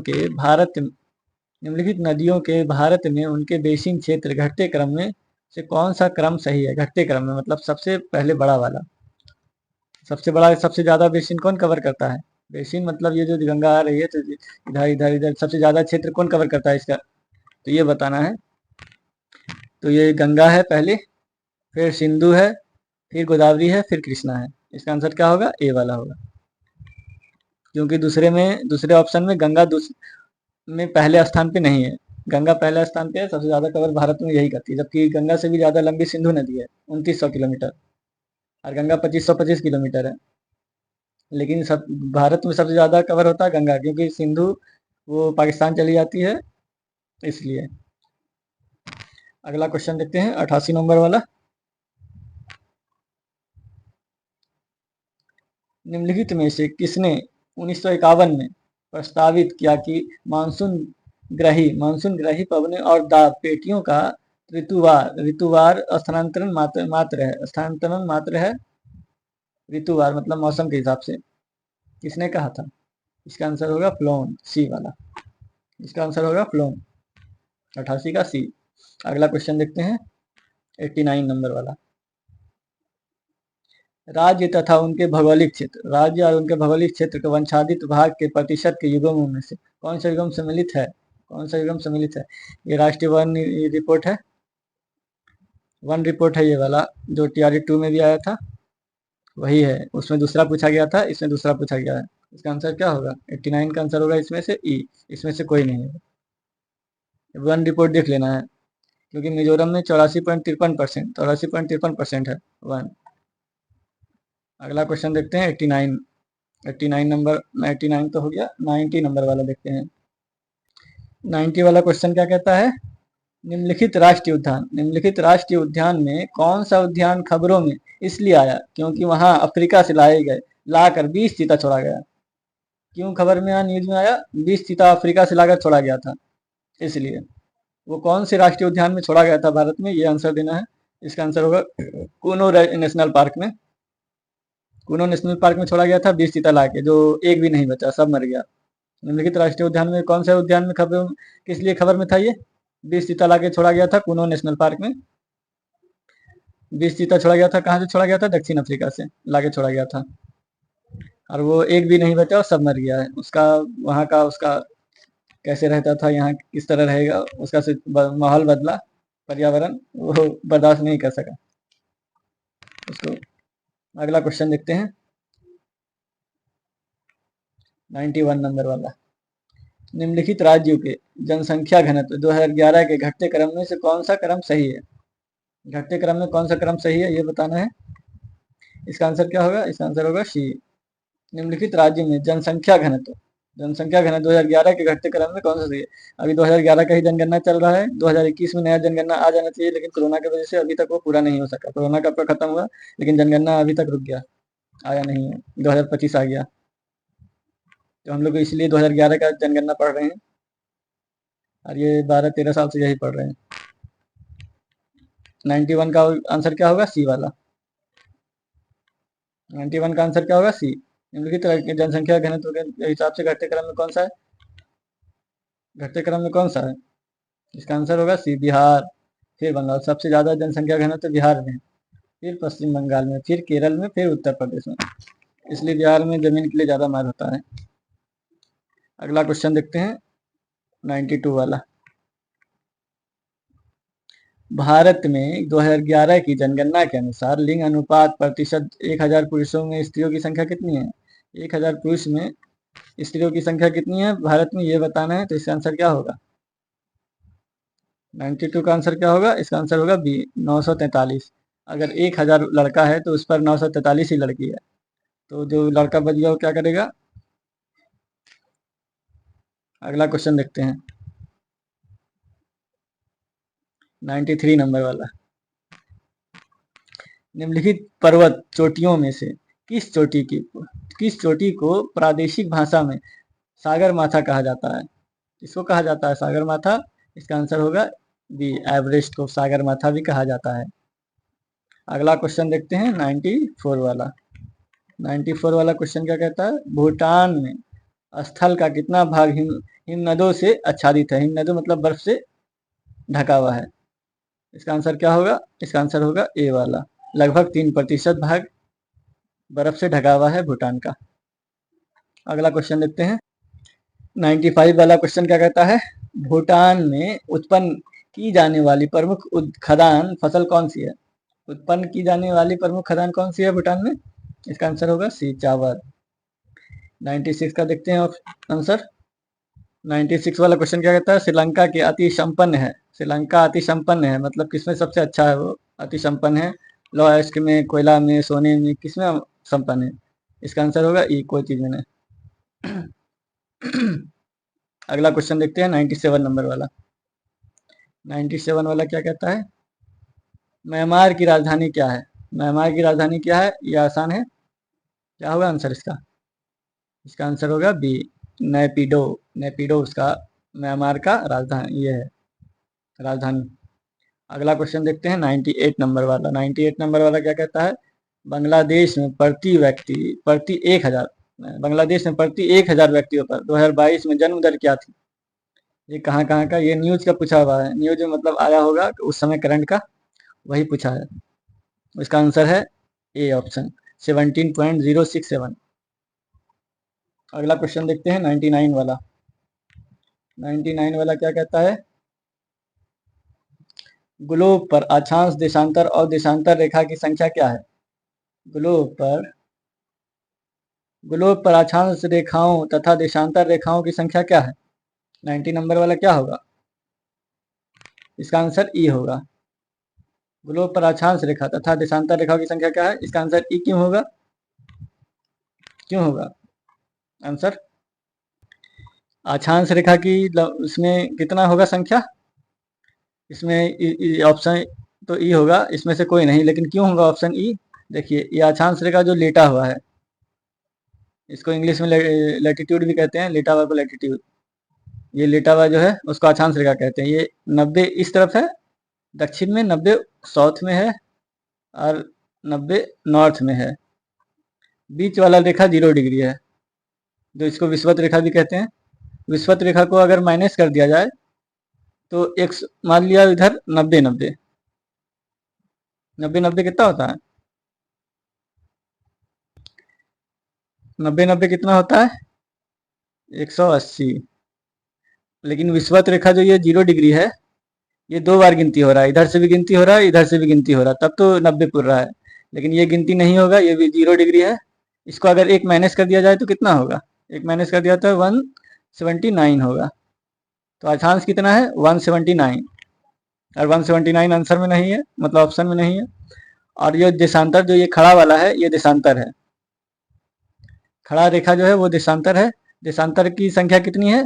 360 कुल देशांतर, स्टार्ट शुरू से लेके लास्ट तक 360 देशांतर है। आधा लेफ्ट आधा राइट, उसका आधा कर दिए कितना हुआ? 160, 180। देशांतर की संख्या कितनी होगी? जो खड़ा वाला है, देशांतर की संख्या कितनी होगी? आधा लेफ्ट में आधा राइट में, मतलब 180 देशांतर लेफ्ट में होगा, 180 देशांतर राइट में होगा, तो कुल मिला के कितना हो जाएगा? 360। 360 देशांतर पूरा है। अब हम लोग अगला क्वेश्चन देखते हैं, ज़्यादा टाइम लग गया इसमें। 100 नंबर वाला। 100 नंबर वाला क्वेश्चन क्या कहता है, तुलनात्मक मापक की विशेषता क्या है। तुलनात्मक मापक की विशेषता क्या है ये बताना। इसका आंसर क्या होगा, डी वाला होगा। यह दो या दो से अधिक सरल मापों का संयोग होता है। तुलनात्मक तो तुलना तभी किया जाएगा जब दूसरे को भी देखा जाएगा। सभी सरल मापों का प्रदर्शन भिन्न होता है, यह भी सही है। प्रत्येक सरल मापक भिन्न भिन्न मापन इकाइयों की प्रणालियों को दर्शाता है। अगला क्वेश्चन देखते हैं 101 नंबर वाला। 101 नंबर वाला क्वेश्चन क्या कहता है, निम्नलिखित में से बिहार के किस जिले में बॉक्साइट प्रचुर मात्रा में पाया जाता है। बॉक्साइट प्रचुर मात्रा में पाया जाता है तो बिहार इतना गरीब कैसे होता है। हल्का हल्का भी जहाँ मिलता है वहाँ देता। बिहार के किस जिले में बॉक्साइट प्रचुर मात्रा में पाया जाता है, इसका आंसर क्या होगा, इसका आंसर होगा सी, जमुई। जमुई मतलब झारखंड से सटा हुआ है। जैसे बिहार का ये नक्शा है,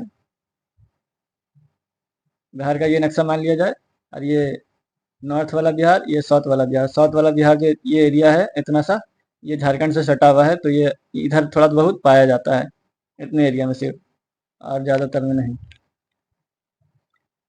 अगला क्वेश्चन देखते हैं।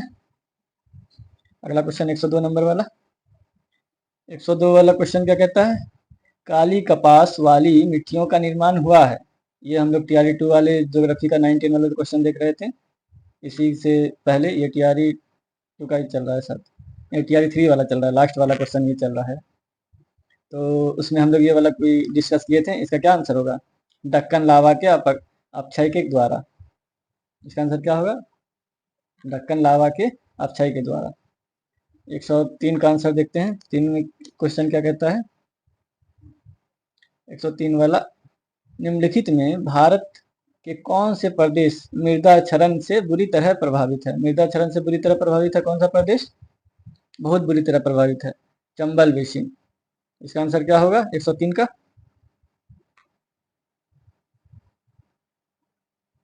103 का आंसर होगा डी वाला, चंबल बेसिन भी है। चंबल बेसिन तो बहुत ज्यादा प्रभावित है। छोटा नागपुर पठार का उच्च भूमि भी है, और शिवालिक के दक्षिण ढाल भी है, मतलब वो जो भवर के आ जाता है वो। और चंबल बेसिन तो बहुत पुराना है, चंबल नदी काट छाट के, इसलिए उसको बिहार कहा जाता है। अगला क्वेश्चन देखते हैं 104 नंबर वाला। निम्नलिखित क्षेत्रों में से कौन सा काफी काफी जिसको कहवा भी कहे उत्पादन के लिए जाना जाता है। छत्तीसगढ़, सोन बेसिन, छत्तीसगढ़ सोनबिन बेसिन या नीलगिरी पहाड़ी, इसमें से क्या होगा, इसका आंसर होगा सी वाला, नीलगिरी पहाड़ी। कर्नाटक का बाबा बुदान की पहाड़ी पर पहली बार कहवा का उत्पादन हुआ था, कॉफी का उत्पादन हुआ था। अरेबिका और एक होता है अरेबिका, अरिस्टो, ऐसे कुछ नाम है, भूल रहे हैं अभी अलग। अगला क्वेश्चन देखते हैं 105 नंबर वाला। निम्नलिखित में से कौन सी परियोजना कृष्णा नदी पर स्थित है। कौन सी परियोजना कृष्णा नदी पर स्थित है, इसका आंसर क्या होगा 105 का आंसर बी।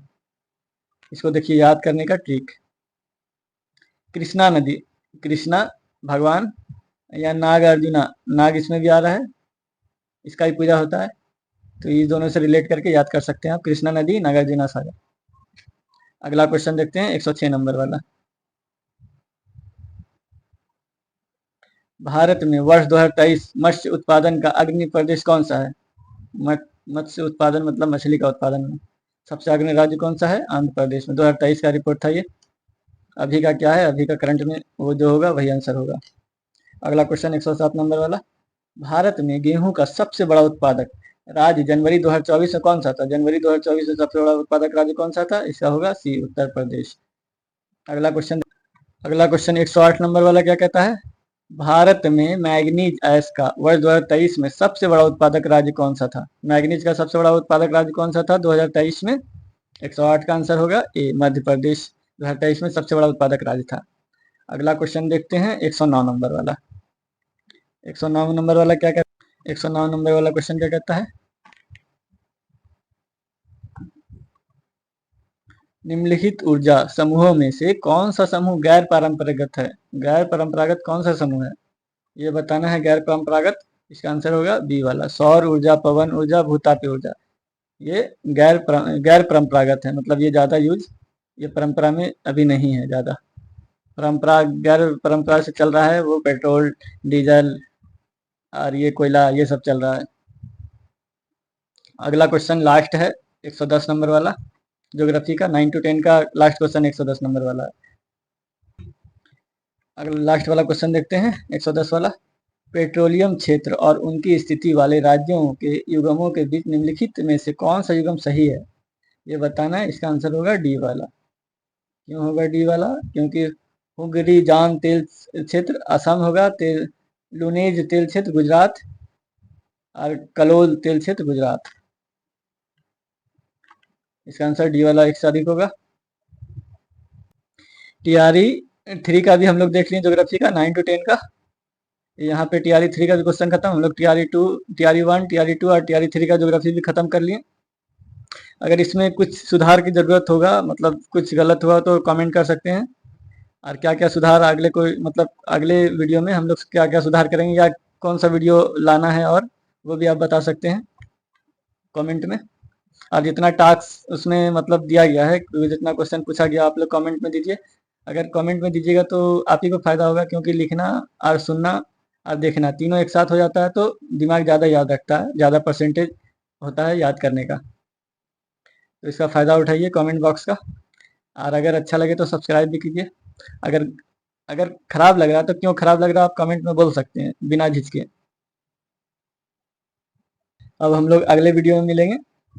जय हिंद, गुड बाय।